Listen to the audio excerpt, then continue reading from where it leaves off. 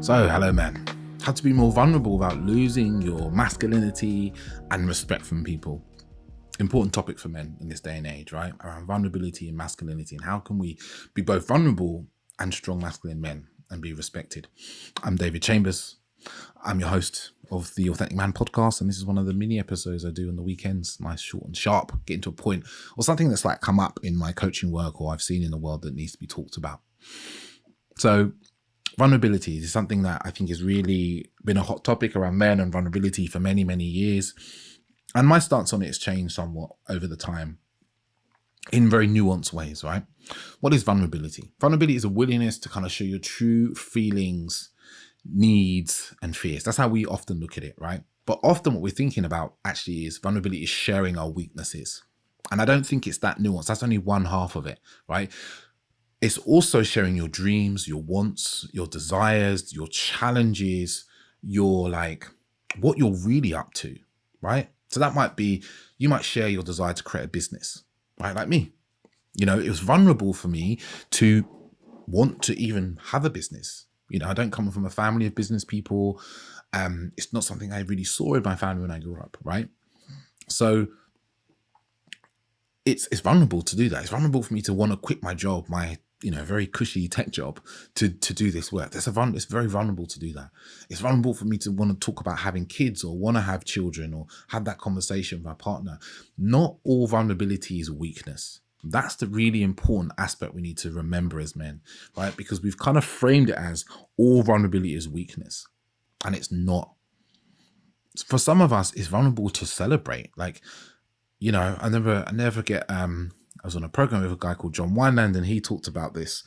He said, men really struggle with joy. And I've seen this in the programs that I've run, men find it really struggle to express joy and express their successes. It's vulnerable for them. They could tell me about 50 things they're doing wrong each week, but to express a success is a real struggle. Yeah. Which kind of feels kind of odd, doesn't it? Because it feels like the prevailing narrative of men are just out here championing and winning constantly, right? But that's not really the experience that most men are having. So what happens for a lot of men around vulnerability is we don't want to share it because we assume we're going to be rejected, right? We don't have the emotional resilience to be really vulnerable. We don't grow up with it. I've talked about this many times in podcasts before, and I'll talk about it again here. Young boys are schooled out of emotions from the age of about 5 years old, right? And it kind of takes root completely by about 13. Yeah. They don't show care. They don't show love. They don't show appreciation. They express themselves in banter and, verbal violence and taking the piss out of each other and all these sorts of things. They don't know how to have emotional conversations. And it's why grown men struggle with relationships, because relationships, romantic relationships in particular, are emotional entities. Yeah, they're not transactional. They're not about how much stuff you can give it in terms of money and status and all sorts of things. They're emotional entities, right? Where emotions go back and forth. And this means that men don't have emotional resilience. It means that when we're in situations where we need to be vulnerable, we struggle because we're consumed by fear. Yeah, and we don't voice that fear. But because we've been taught to posture and look like we know what we're doing and appear to be confident, it actually looks like we're just being arrogant. It looks like we're being deliberately disconnected and stuff. And then we'll say banter type comments and all sorts of things. And it just reinforces this thing of the idea for men. What I've seen is that men struggle with their own vulnerability. They don't want to acknowledge their own grief or their sadness or their struggles, right? And then they project their lack of ability to be with that in themselves onto the world and be like, oh, everyone's going to reject me if I'm, if I am open about how I feel and blah, blah, blah, blah, blah. And some people will, right? And this is part of the emotional resilience piece. Some people will. I've faced more rejection than you probably have. If we go for a dating point of view, relationship point of view, I faced incredible amounts of rejection because I put myself out there. But I've also faced huge amounts of success and joy and fun because of it, right? And the truth is that some people will be uncomfortable with your vulnerability. I've had it. I've had men ridicule me online, women ridicule me online, all sorts of things because of it, right? But I'm out there a lot, expressing myself, telling my stories and so forth, right? And it's actually in comparison to the people that are championing and sharing and saying, thank God you're doing this, the ridicule and the the comments are actually a very small part, apart from on YouTube. People on YouTube, if you're listening on YouTube, the comment sections, like, it is the pits, man.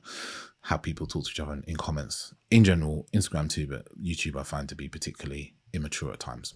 But here's the thing. People will reject your vulnerability, and that's fine. It doesn't have to mean anything about you. This is one of the big problems, right? We make someone else's rejection of our vulnerability or desire not to be with it mean a whole lot of stuff about ourselves, right? Which doesn't need to happen. That's an optional thing. Yeah. And then we do live in a world, I think, where most people are still schooled that men shouldn't be vulnerable, and and most people, I say most of society, struggle when a man is open and vulnerable. We feel uncomfortable. Like, that can be your partner, that can be friends of yours, and all sorts, right? That's the society we live in. But to change it, right, you can't wait for society to change for you to be the way you want to be. You need to be the way you want to be and see how society changes around you, right? There's like a resilience we have to build within ourselves. So if you're wanting to like be vulnerable and keep your masculinity, it's actually to step into it, because it takes courage.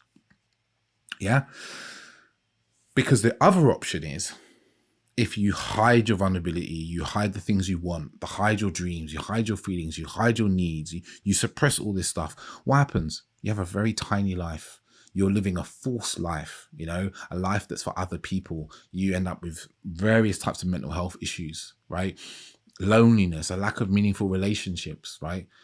And that's the other option. So it's like, face a little bit of like rejection or have a life that feels like you've rejected life, you know, or you've fallen into many of these pathways that are not good for you.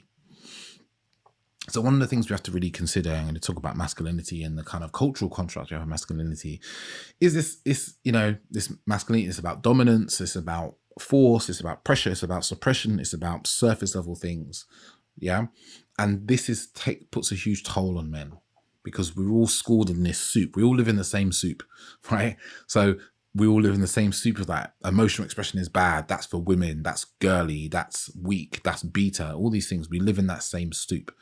So we absorb these ideas. So when it comes to vulnerability, we feel so uncomfortable, because we're like, oh, if I'm open about how I feel, I'm being the very thing I've been told my whole life not to be a girl, not to be soft, and all these things. And that's kind of the internal conflict we experience, right? That kind of internal kind of conflict and shame and struggle will happen inside, because we're feeling these old parts of ourselves, these 5-year-old, 10-year-old parts of ourselves that were like bullied and ridiculed, or maybe it's more recent for you, you were dumped or whatever. But if we don't, we can't mature. We stay stuck as these 14-year-olds, you know, these kids who just want to like push everyone away because we don't know how to be close. And there's various research that shows like men who adhere to these very tight traditional masculinity, this man box culture I often talk about, you know, control, dominance, being tough all the time, emotional suppression.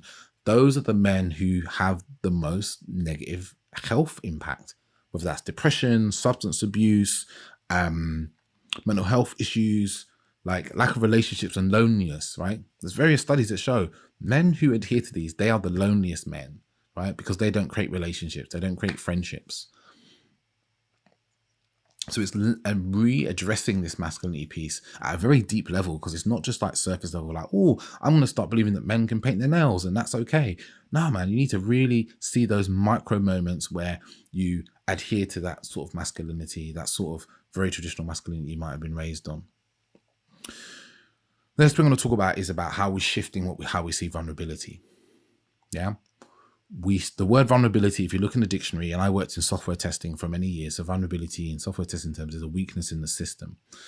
But actually, we're like, as for humans, we have to see this vulnerability not as weakness, but as a courage to express it. If I express my dream and my desire to be, for instance, one of my missions is to really aid men in showing up in relationships in a way that is courageous, that is loving, that is open-hearted. Yeah, that's my mission. That's vulnerable to share that with the world, because people are going to disagree with me. People are going to tell me that's not possible. People are going to tell me that I should do something else. I'm going to face all what could feel like rejection. It's vulnerable for me to do that. But actually, it takes courage for me to do that. That thing that we're told is probably one of the most masculine things in the world is courage. Yeah. We are often shown by this kind of traditional masculinity that actually being a real man is being invulnerable, being impenetrable, having no weaknesses. The problem is if you have no weaknesses, you're not human. You're not a real person. You're going to be pretending to be powerful, and everyone around you won't be able, no one around you will be able to connect with you. And everyone around you will feel that you're fake. They will not feel you as a real person.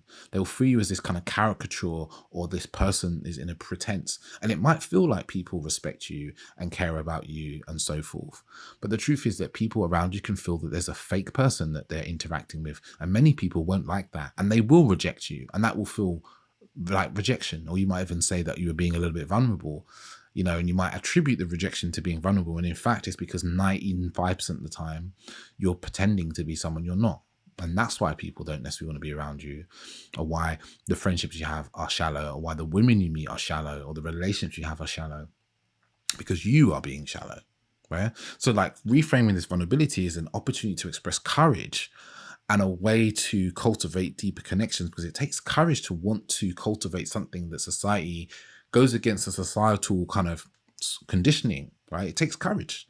It takes a courageous man to go, actually, I'm going to really focus on deep relationships and loving open-heartedly and talking to the world about that. It's easy just to follow, you know, don't express yourself, don't talk, don't chat to other men, you know. It's easy to do that. It's easy just to follow the already grooved path. So are you a courageous man, or are you just a man that's going to follow, right? You know? And then when I start to reframe vulnerability in this way, it starts to shift. So you might be thinking, okay, so I want to be vulnerable in my relationship, right? Or with my friends. There's two things to be mindful of here, right?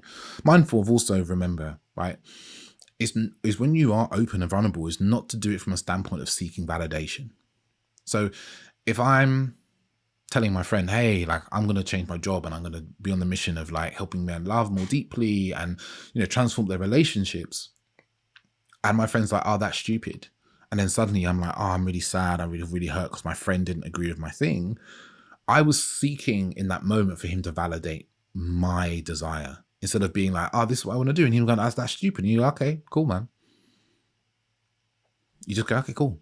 That's your opinion. But, you know, I'm in the thing I want to do, right? And that's not being invulnerable, right? But it also might be going, oh, wow, whew, you saying that actually hurts a little bit. That's also a vulnerable thing. But I'm not seeking validation. And we do this sometimes with friends. We do some relationship where it's like, I want to talk about my vulnerability and I need you to validate or tell me all the things I want to hear. And my vulnerability is only valuable when I say it if you say all the things that I want you to say, or you react in the way I want. And if you don't, then I tell myself that my vulnerability was rejected, right? And that's not true. It's just that they had their own experience. They have their own thoughts. So it's not seeking the approval of people around you, like only being vulnerable with the idea of seeking approval, but you're doing it for yourself to express you. So those people in your life know who you are. Yeah. And you're going to find there's some people who will struggle with this, right? Because they've been brought up on the same soup, the kind of man box soup that we all have, right? And this is why it's even important to cultivate friendships in the way you want them to be. So if you're wanting friendships that are more vulnerable, then you need to step forward and do that work and not wait for someone else to do that, right? Or if it's a partner, then it might be saying like, hey, this is something I want to bring to our relationship, right?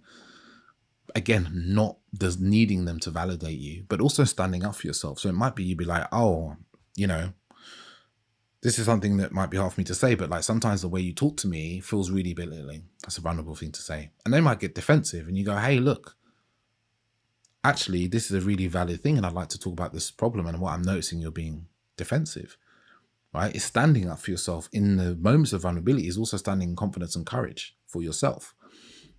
Yeah. And I know that sounds almost like contradictory to some degree, but it's not. So it's cultivating relationships, right?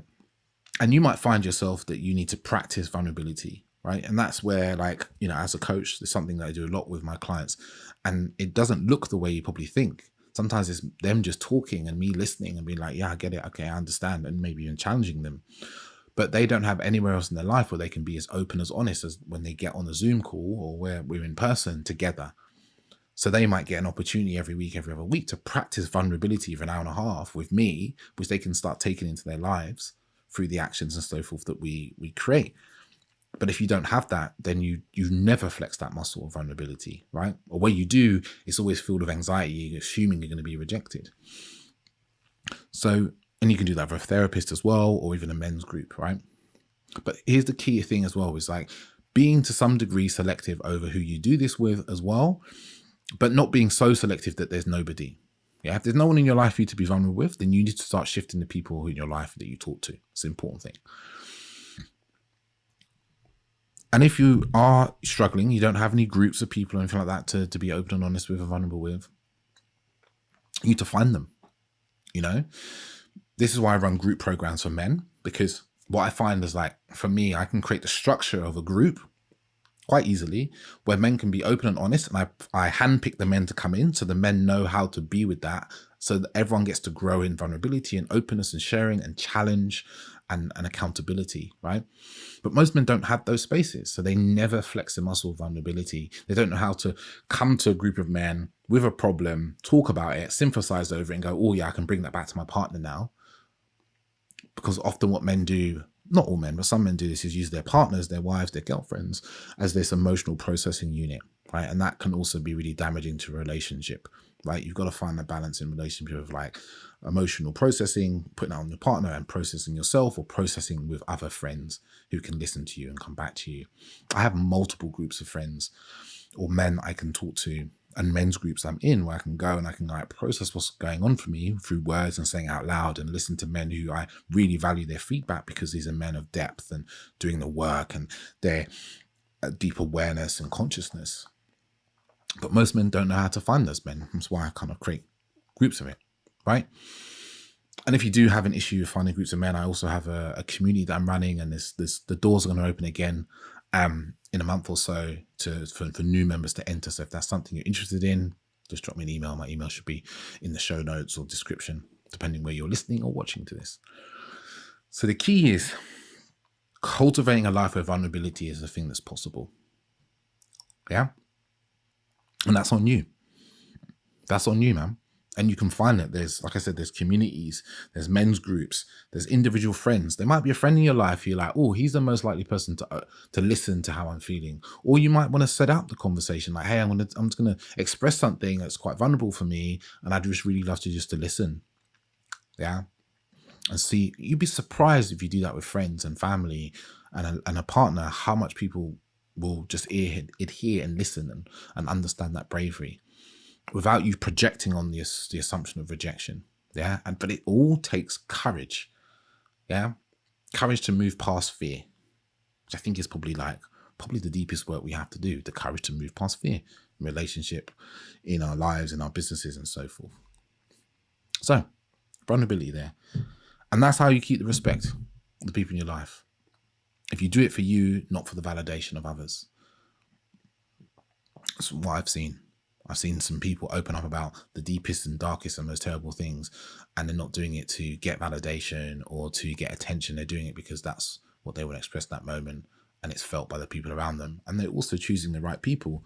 You know, they also have the ability to select the sort of friends to open up to, because they've selected friends and they've been out there making friends with the right people, or they found themselves in the right groups. Like I said, when I run men's groups or men's circles, men come to these circles knowing that this is a safe space to express themselves. Or they are intrigued by it. All right, I'm going to wrap it up there. Just say, if you enjoy this episode, share it with somebody, comment below, review it. And if you're looking for some support in the area of vulnerability and relational kind of alchemy and better relationships and dating lives, that's what I work with one-to-one with people. So just drop me an email. Chat to you soon. Ciao, ciao.